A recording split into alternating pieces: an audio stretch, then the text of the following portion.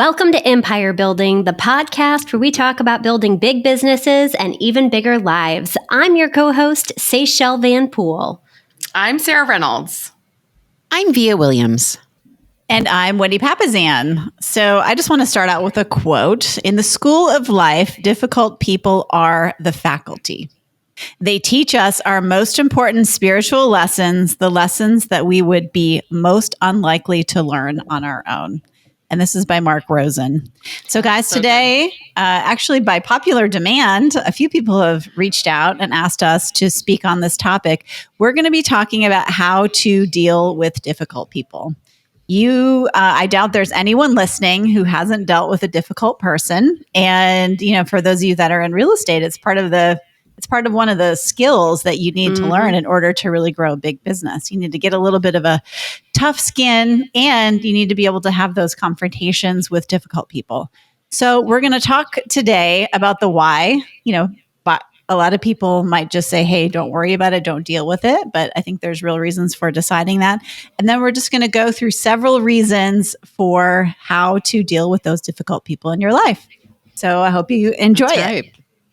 And let's start with the why, because here's the thing. It is universal. Like there's no way any of us are going through life without dealing with difficult people. It's just like, it's just a thing. Like it will not happen, right? Double negative. And so one of the mantras that I've always lived by is, bad news does not get better with time. And it's the same thing with difficult people. The situation will not get better with time, most likely. I mean, maybe it will, but most of the time you have to iron out, what the conflict is, right? And this is really hard for some personalities. Some behavioral styles really struggle with this. There's a lot of behavioral styles. A lot of our listeners. Seychelle's raising her hand. She's raising her hand because you don't like confrontation. This is difficult for. Seychelle raises the hand. I think it's hard for everybody, but I think it's harder for some.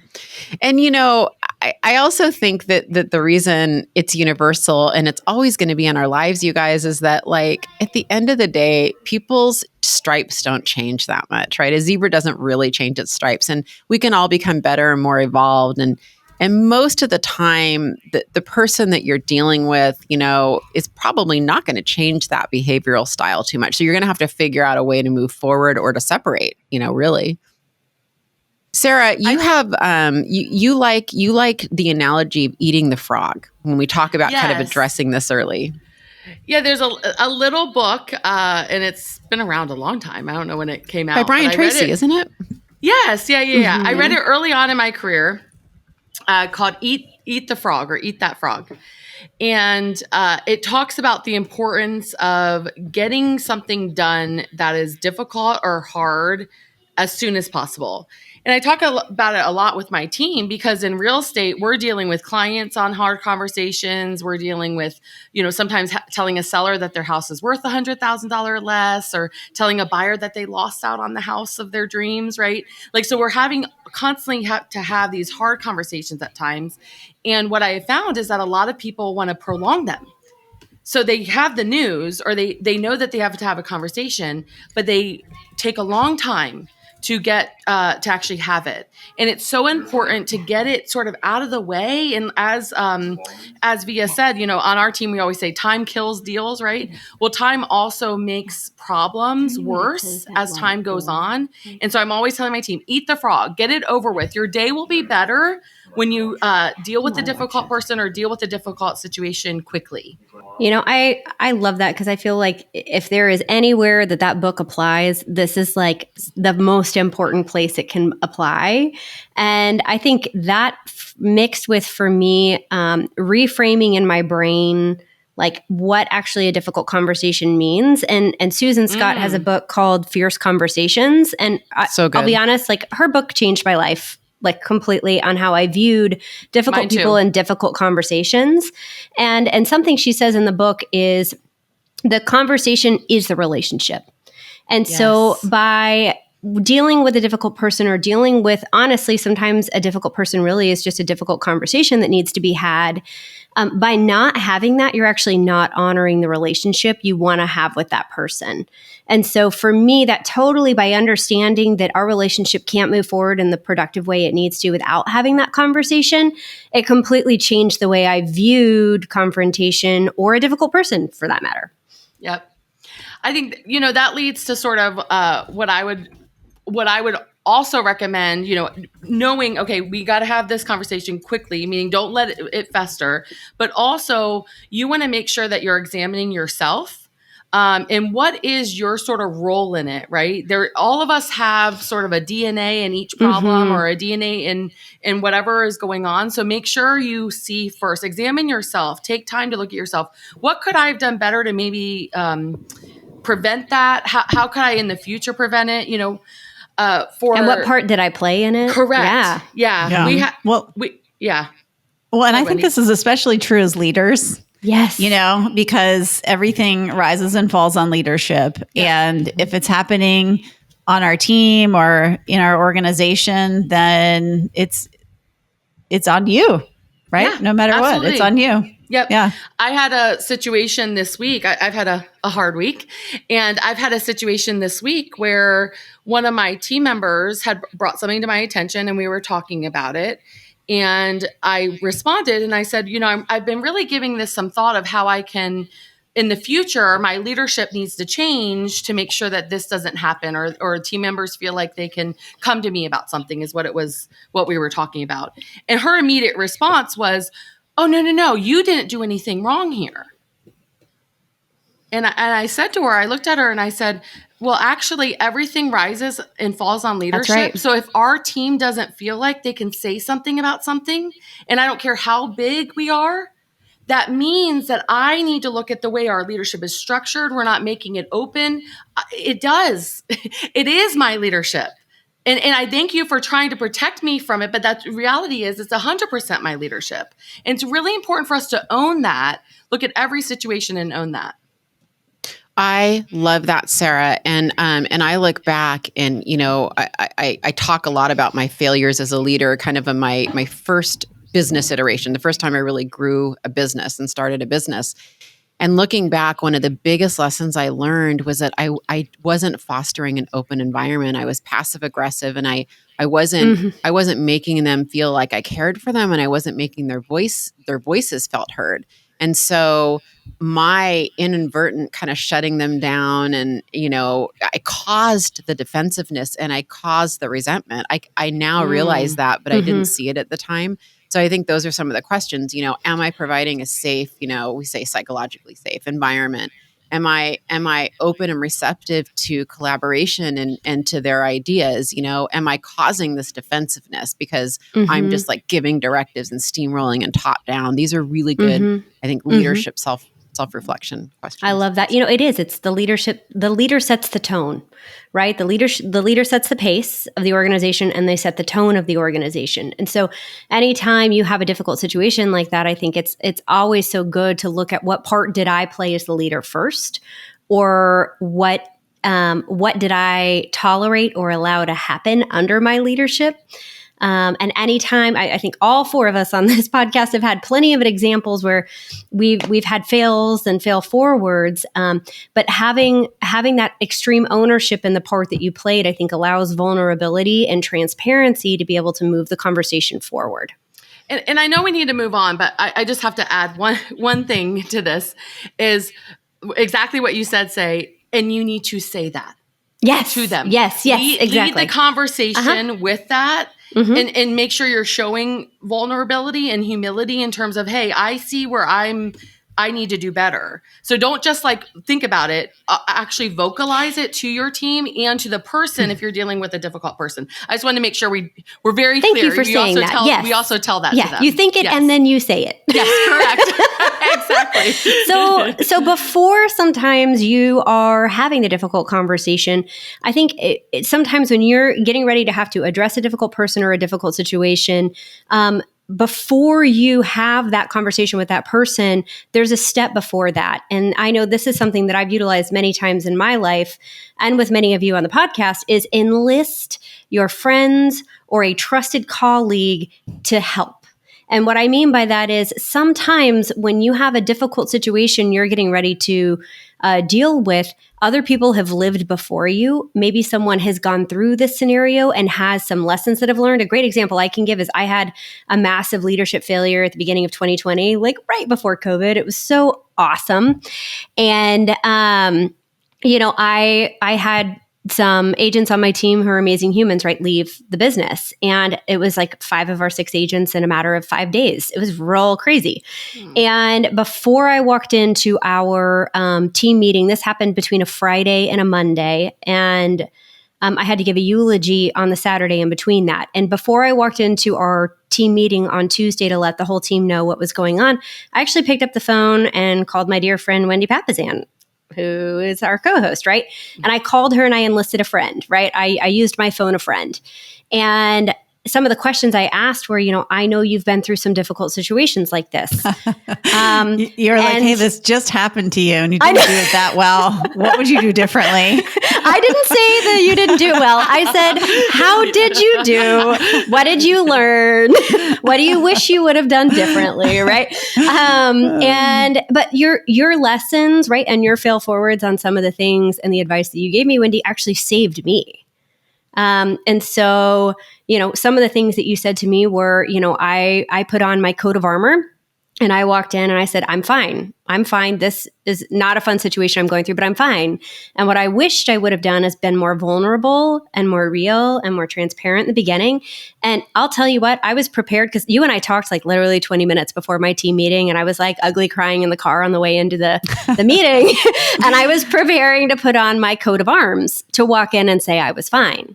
And had I not enlisted my dear friend Wendy at that time and called her and asked for her input and advice, I actually would have made the exact same mistake.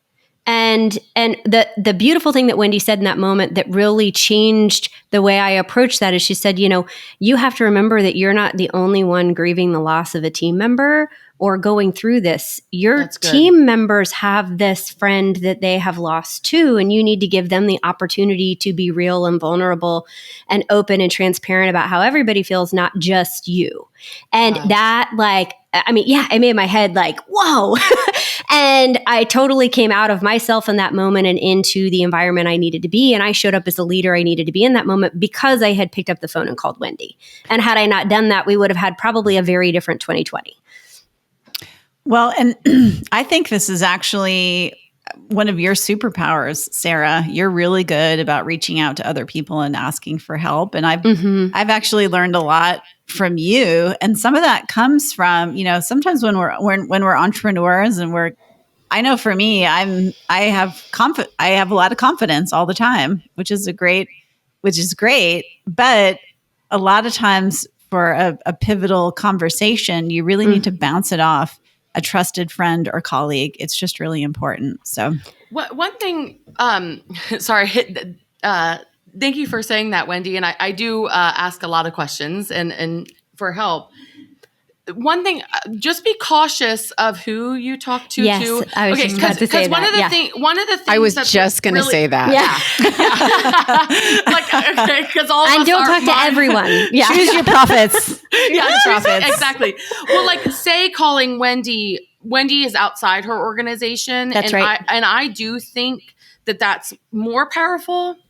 And so I want to caution, especially as the leader of an organization, I do sometimes see a lot of talk, and sometimes leaders can look at that as gossip. Right. And what you don't want to do is be promoting, obviously, gossip. But what you do want to do is sometimes asking people that aren't as emotionally tied to the situation or to the person for advice, which is what a lot of us do together. Us co-hosts do together. We're talking all the time. And so making sure we do that, right? I know my husband and I, I had a very difficult meeting this morning, and we're laying in bed and he looks at me and goes, okay, let's role play it. There you go. I was just about to say that. I think role play is a huge thing. Yeah. Yep. And he immediately stopped me like, you're not acting like you're coming from curiosity. Like reword. Well, and here's the thing about that. Is it over time? And I know we kind of probably overuse the word tribe, but I'm going to use it again anyway. So over time, what happens with your tribe is we get to know each other's businesses and we do become really good advisors. Like we know your business pretty well now, Sarah, and we kind of know the key personalities involved and ditto and, vice versa with us. Yep. And so it becomes pretty valuable input where it's both objective and then there's a knowledge of the inner workings enough to be able to help. Yes. I think there's also not a bad thing in scripting something out first. Like for me, when I'm going to have a really difficult conversation and I have certain points I know I need to make sure that I'm touching on, I actually write a script out and then we'll then role play off of that. Having doing theater growing up, that always helped me just to have a baseline. And so having at least notes that I can look back on if I have to. You don't have to read it word for word, but at least you have a backup so that you make sure that you're touching on the things that you would like to see with that person. I think helps a lot too. And it's good to practice then. Yeah. And I think writing it down helps you separate the facts from assumption. Yes. Right. When you actually put it down on paper and you take a look at it and you're like, oh, is this really a fact or is this an assumption that I'm making? Yeah. Because we all assume stuff, right? Yes. We all make assumptions every day about people's motivations and why they're doing things. And so often when we have that confrontation with that person, it's like, oh, well, that's not really what you were thinking or doing at all. And so that's why, what Sarah said, come from contribution or come from curiosity. Is just so helpful because especially if it's someone we don't know and trust. Our mindset is sometimes to assume the worst about that person. Yeah. Yesterday when we were having a discussion about how to handle this difficult situation, I said something like, I led it with feelings. And my amazing director of growth looked at me and she said, feelings lie. But facts are true. And so let's make sure. And I was like, yes. Facts don't care about your feelings. Yeah. And so, and our feelings lie to us at times. And so let's make sure we're looking. And I was like, yes, you're right. Like we need to. And so it's like, remember when you're in those situations with that difficult person, take the feelings out, look at the facts. I think that's so good, Wendy. And just wrapping up this, this kind of having other people come in and give you that advice. I will say, and I just wanted to point out that this is a theme. There is not an episode that goes by when we basically don't reference a tribe or an inner circle of some sort. And it hit me. I'm like, every topic we do, we tend to gravitate back towards this as one of the points. I can't express just from a foundational perspective how important it is to have a tribe of people you could even bring these issues to. Like if you don't, let's start examining who's in your life. If you're an empire builder and this is a season of life where that's your focus, do you have a tribe of other empire builders, right? Yeah. And if you don't, reach out to us. We'd love to connect you with other people who are in the same situation that you are. So connect with us on Instagram or whatever that looks like. Yep. Yeah. So true. Yep. Great. All right. So really the next thing you want to do is after you've kind of sorted it out, you looked for your DNA in it, and then you've maybe sorted out the facts with a friend, a neutral third party, or at the very least put them on a piece of paper so that you can be objective about it. And really the next part is, I think the hardest part, of course, is to approach that person for a private discussion. Yep. Anytime you're dealing with anytime you're dealing with a difficult person, you don't want to publicly call them out. Nobody wants to be, kind of persecuted in public. That's not fun. And you really, come from curiosity. Look and listen. Try to put yourself in their shoes if you can. I mean, that's a huge leadership quality is emotional intelligence. You want to stay calm. There's a big part of you that's already super amped up, really nervous angry, about having maybe. the conversation. There's a part of your animal brain that's like, fight or flight. And so do whatever you need to do. Stay calm, neutral, because it's going to show on your body, right? I'm sure the conversation you're having this morning, Sarah, you were feeling it in your body, right? Yeah. So deep breaths, just take a breather. I always think to myself is when I'm in those situations, I think, okay, if someone was writing a story about how Sarah operated in this situation, would I be proud of the story? Ooh, that's good. That's so good. Like, would I really be proud of how I reacted? Especially if you showed it to your daughters. Yes. Would they be Or your proud of husband. mom? Would they be proud of mommy? Like, I think that's an important question. And a lot of times that will I calm me love down. that. Yeah. One of the things I've learned, I mean, I have a large organization that I lead, and so I have to deal with difficult people a lot, probably on a weekly basis. And one of the things that I've learned about humans is that they don't like a blind agenda. And so if they don't know why you're meeting, they will use their energy and their focus on trying to figure out what we're really here for. True. So when appropriate, what I try to do up front is to state my intention. I am here today because we've been struggling with this issue, and my absolute intention and the outcome, my favorite outcome that could happen from this meeting would be X. That's why I'm here today. That's brilliant. And I'm like giant head nodding over here. Like, you are. Can I get an amen on that one? Yes, totally. Yeah. And so like the intention. So I just, and sometimes I'll say like, Sarah, I want to be crystal clear. That is 100% why I'm here. There's no hidden agenda. There's no hidden motive. I'm here to iron this out. And it is my absolute intention and expectation that we're going to figure out, a way to work forward. Like, so it's just out there. Blind agendas are not good. That's good. I freaking love that. That's amazing. It disarms them. They understand why they're there. They understand why you're there. I'm not getting the fired. temperature goes down in the room. Whatever. Yeah, because they're waiting for a shoe to drop. Otherwise, I don't know if you guys have ever had those conversations where you're in the receivership seat, and all of a sudden you're like, what's coming? What's the other shoe that's going to drop that I don't know about yet? Well, I live my life that way. Happen? I'm highly skeptical. Yeah. Well, maybe that's my problem. But like, if you want to give someone some major heartburn, like I always tell my team, like the worst thing you can do to me is say to me, "Hey, Seychelle, do you have a minute?" Oh no, you're not that allowed. Sends you are not allowed to do that with me. No. Over the edge, because I'm like, do I have a minute because you're quitting? Do I have a minute because you are about to get me sued? Do I have a minute because you're drowning and I need to come save you? What's happening? Like, so I always say, just like finish the sentence. Right. It's never a minute. It's going to be an hour or 5 minutes, but like finish the sentence. Do you have a minute to do X? And I think that, if you're working in a difficult conversation, just like Via said, state what the conversation is that you need to have so that you're not dwelling in the what emergency or storm am I about to walk into that I don't know about. And the outcome that you want. Yeah. I love the stated outcome is great.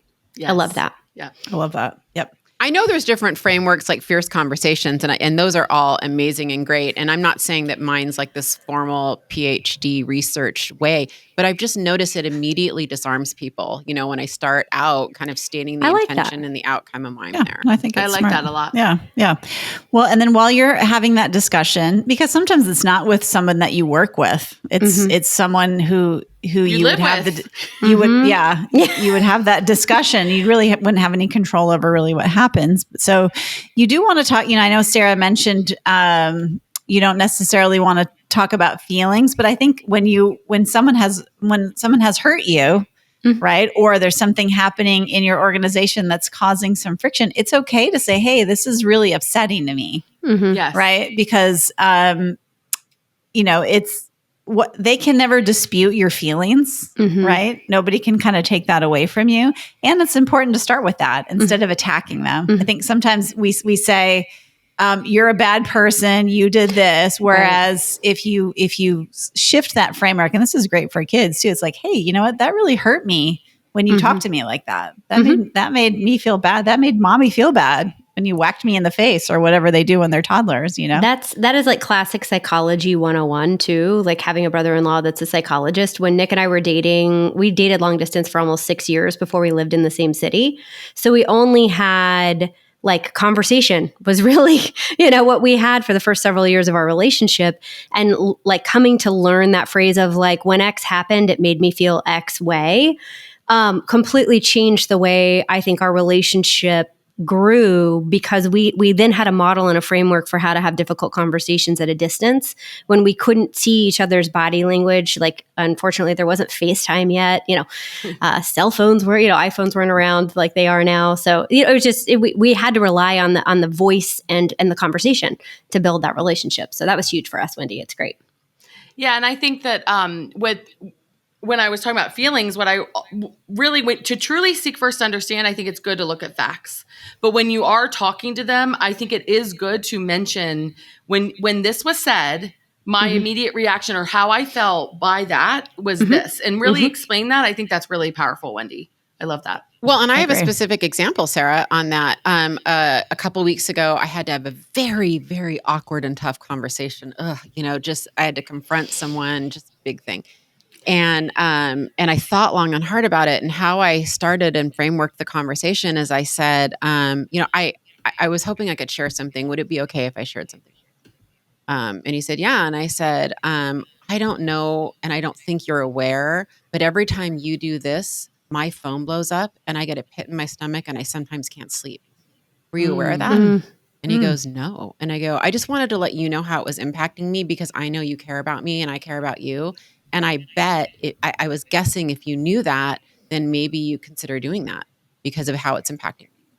And he was like, oh my gosh, I had no idea. Absolutely. Just for that, I will not do this. And I'm like, and then let's talk about other reasons you shouldn't do this too. But it just happened, real world, 10 days ago. Whatever. Via, you bring up such a great point with that conversation too, on that the person typically on the other end is not trying to intentionally inflict harm or pain or anxiety or frustration.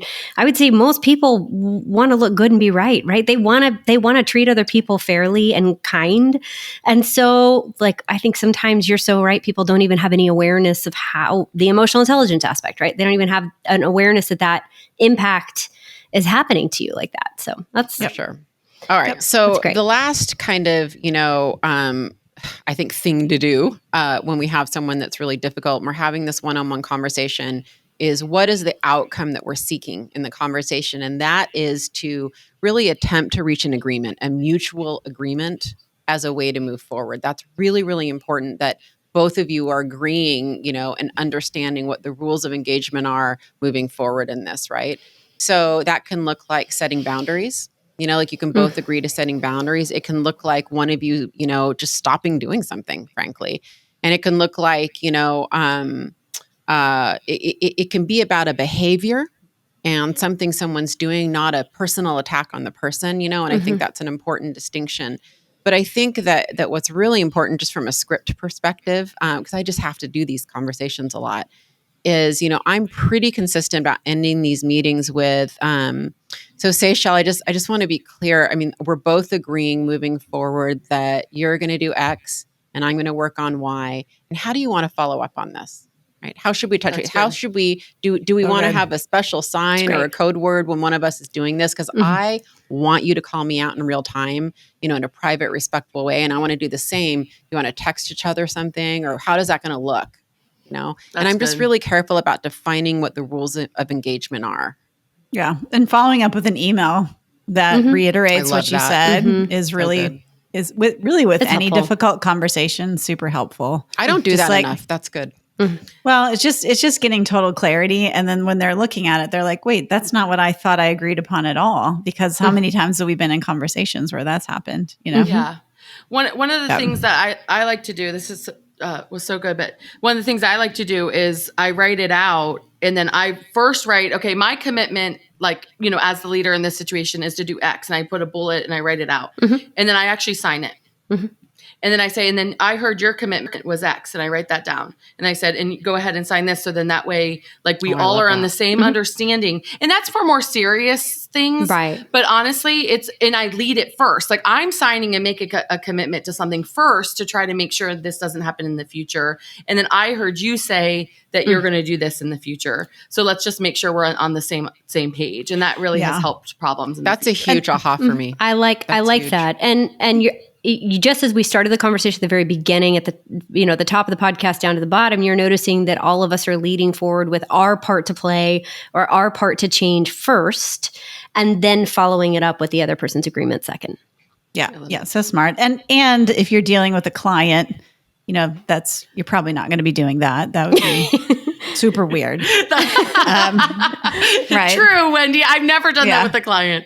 Yeah. Although all of our agreements say all the things we're going to do first, and then it says, okay. To your point, you're still, I like your email point. I needed to be reminded to solidify this sometimes. So, but Wendy, you're right. we can email a client. Hey, this is just recapping what we. Hey, I just want to recap what we talked about. Yeah, I do that all the time. Recap what we talked about. I love that. I need to get better at that.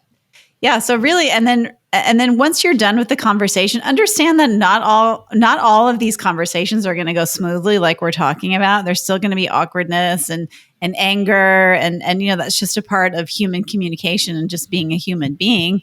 And sometimes you're going to have a client or someone out in the world that's just going to be very difficult. They're not going to listen to you. They've got some kind of framework going. They've already made assumptions. They're not open to any kind of coaching or your feelings or anything, and that's okay.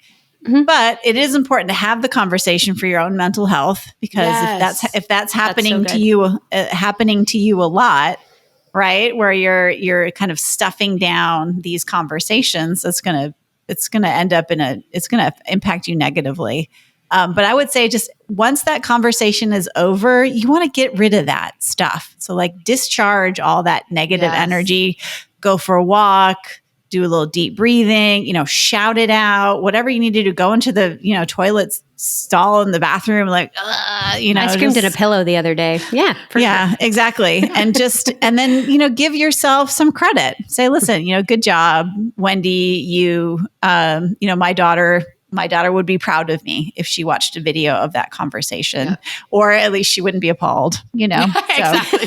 Well, I do want to go back before we wrap. I want to go back to something you said, because I think there's probably a lot of people listening to this episode waiting for us to talk about what do you do when you have a difficult client, right? Yeah. And I want to give that, just a little minute or two, because I have a great script that I use. And I usually use this script with the most difficult person in the room. So if someone's an interrupter, I'll use this script on them. And what I would say is, Wendy, I could use your help. And that's the script, by the way. I could use your help. Or could I have your help? Could I ask for your help? I could use your help. I'm really struggling with people interrupting me. Would it be okay if you kind of led the pack and not interrupting so that the others will follow you? Now, we all know you're the whoever the problem person is. And that's so good. I've used that with clients before, hey, Sarah, I could use your help. I'm struggling because, we're marketing this a lot, and my staff isn't sending the reports out fast enough. And so would it be okay if you logged in to our back end and you can see it in real time, so that we can then send our, 3 times a week report that we send out, or, whatever. I made that up. Like, I don't know. Yeah. But I do think we should address that. Clients are a little bit different. Like, you can't have them sign an agreement like we just talked about. Do you guys have anything for really tough clients? I use the exact same script, Via. You do? Exact. So yes. So yeah. Cool. And I use it with my team too. I take the leader and say, I need your help. I need your help. I need you to not talk like this. I haven't used that and I love it. I'm totally using that from now on. Mine's usually customized to whatever the situation is. But I think a lot of what we talked about today totally appeals with dealing with difficult people, no matter what, not just people in your team. You got to start by examining yourself. You need to, have a conversation with somebody else probably before that conversation, instead of just jumping into it. You want to have a private discussion with them, whether it's face to face or, by phone or whatever that looks like. Sorry. Oh my goodness. We didn't say, but you need to pick up the phone or have it in person. Don't do it over text. Don't do it by text or email. Yeah. Oh my goodness. Yes. When you're having the conversation, it's not an email or text conversation. It is in person or voice to over voice. phone or Zoom or something. Voice to voice. Exactly same. Yeah. We missed that. Yeah.